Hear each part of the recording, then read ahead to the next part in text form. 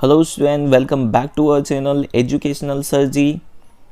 आज हम यहाँ पे डिस्कस करने वाले हैं class 7 science periodic assessment test जनवरी 2021 स्टैंडर्ड 7th इंग्लिश मीडियम और यूनिट टेस्ट पेपर सॉल्यूशन। पूरा पेपर सॉल्यूशन आज मैं आपको बताने वाला हूँ, तो वीडियो को एंड तक ज़रूर देखना। अगर आपको हमारी वीडियो पसंद आती है तो वीडियो को लाइक करें, चैनल सब्सक्राइब करें और इस वीडियो को अपने फ्रेंड्स के साथ ज़्यादा से ज़्यादा शेयर करें। तो चलिए स्टार्ट करते हैं। यहाँ पे आप देख पा रहे होंगे periodic assessment test science standard 7 January 2021 marks 25।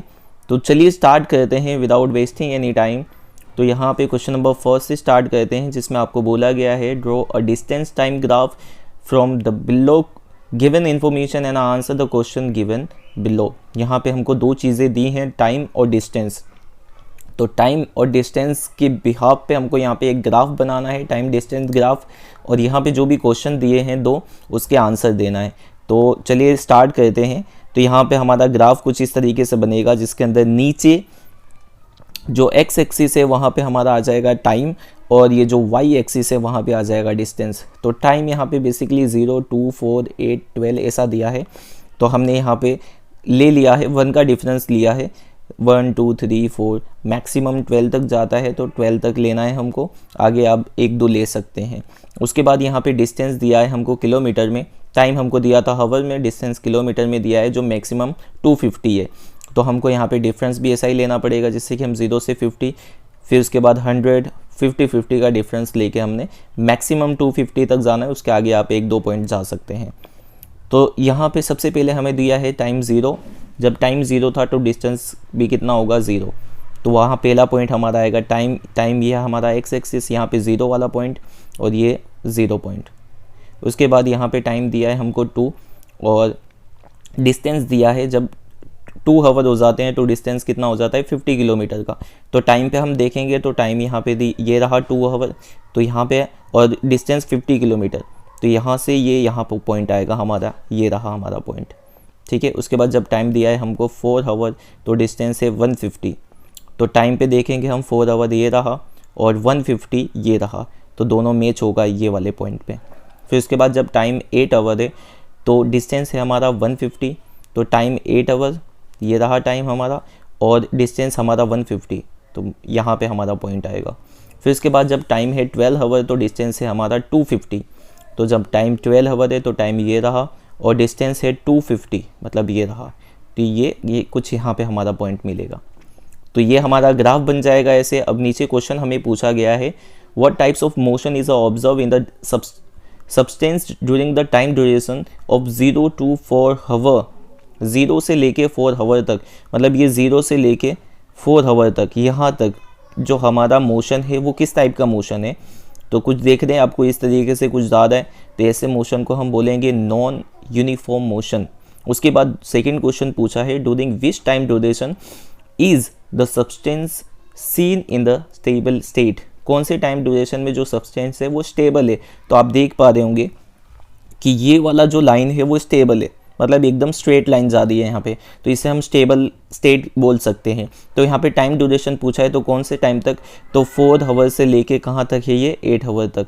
तो कुछ इस तरीके से 4 to 6, सॉरी यहाँ पे मिस्टेक हो गया है, 4 to 8 लिखना है आपको, 4 to 8 आवर, इसकी जगह पे आपको 4 to 8 आवर लिख देना है, ठीक है। चलिए आगे बढ़ते हैं। Second question, distinguish the below given properties into aerobic respiration and anaerobic respiration। Aerobic कौन सा है, एरोबिक respiration है, और कौन सा एनारोबिक respiration है आपको बताना है। जिसमें फर्स्ट दिया है production of a lactic acid at the end of a. सबसे पहले मैं आपको ये बता दूं कि एरोबिक respiration और एनारोबिक respiration किसको बोलते हैं। एरोबिक respiration का मतलब होता है कि जिसमें ऑक्सीजन का यूज़ हो, जिस रिस्पिरेशन में ऑक्सीजन का यूज़ होता है, जैसे कि हम रिस्पिरेशन करते हैं, सांस लेते हैं अंदर तो ऑक्सीजन लेते हैं, तो वो एरोबिक रिस्पिरेशन। और एनारोबिक रिस्पिरेशन का मतलब है जिसमें ऑक्सीजन का यूज़ नहीं होता, एब्सेंस ऑफ ऑक्सीजन होता है। तो जिसमें यहाँ पे दिया है हमको production of a lactic acid at the end of the respiration, तो ऐसे रिस्पिरेशन जिसके अंदर लैक्टिक एसिड प्रोड्यूस होता है उसको एनारोबिक रिस्पिरेशन बोलेंगे। उसके बाद सेकंड दिया है हमको respiration in a muscle during the heavy exercise. जब हम हैवी एक्सरसाइज करते हैं तो हमारा जो मसल रिस्पिरेशन करता है वो भी एनारोबिक रिस्पिरेशन है। उसके बाद है third break down of a food with the use of oxygen. यहाँ पे ऑक्सीजन का यूज़ आ गया, तो ऑक्सीजन कहाँ पे यूज़ होता है? एरोबिक रिस्पिरेशन में, तो यहाँ पे आ जाएगा एरोबिक रिस्पिरेशन। उसके बाद है fourth question production of water at the end of respiration. कौन से रिस्पिरेशन में प्रोडक्शन ऑफ वाटर होता है? तो वो भी है एरोबिक रिस्पिरेशन। एरोबिक रिस्पिरेशन में एंड में वाटर और कार्बन डाइऑक्साइड प्रोड्यूस होता है। उसके बाद लास्ट दिया रिस्पिरेशन सीन इन ईस्ट, तो ईस्ट के अंदर एनारोबिक रिस्पिरेशन यूज़ होता है। चलिए आगे बढ़ते हैं थर्ड क्वेश्चन पे। यहाँ पे आपको बोला है do is direct describe the various way by the which seeds are dispersed, explain any one of event.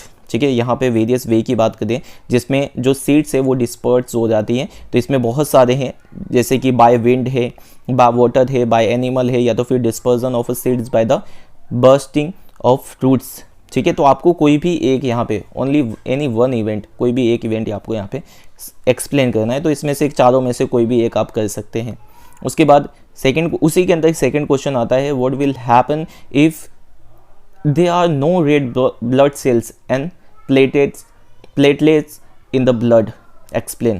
अगर क्या हो कि हमारे जो ब्लड सेल है, हमारा जो ब्लड है उसके अंदर प्लेटलेट्स ना हो, तो उसको हमको बताना है। तो अगर हमारे ब्लड में प्लेटलेट्स ना हो, तो अगर हमको कोई भी माइनर इंजरी हो जाएगी, मतलब थोड़ा सा कहीं कट जाएगा, तो वो जो ब्लड है हमारा वो निकलता, खून हमारा बहता ही रहेगा। उसको रोकने का काम कौन करता है? प्लेटलेट्स करती है।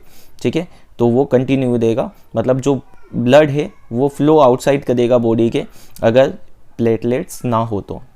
चलिए आगे बढ़ते हैं क्वेश्चन नंबर 4, जिसके अंदर आपको बोला है draw and label and the diagram given below.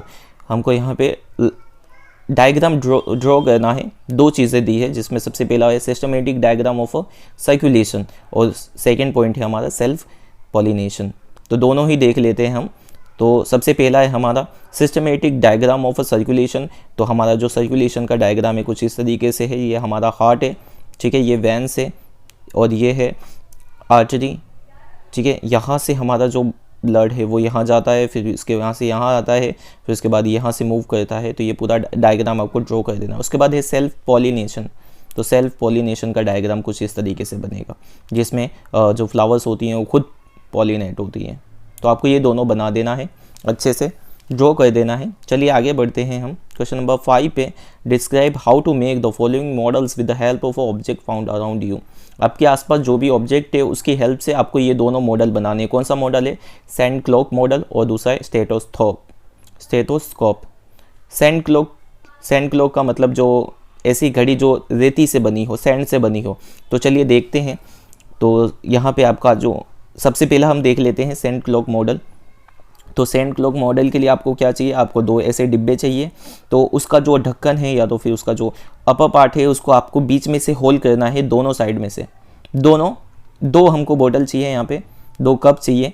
वो दोनों के जो अपर पार्ट है उसको बीच से हमको होल कर देना है और उसके ऊपर रख देना है। एक के अंदर सैंड भरनी है, दूसरे को खाली रखना है। जिसके अंदर सैंड भरी है हमने उसको ऊपर रख देना है। तो वहाँ से जहाँ से होल है वो धीरे धीरे नीचे गिरेगा। ठीक है, उसको ऑब्जर्व करना है कि कितने टाइम के अंदर वो पूरा खाली हो जाता है।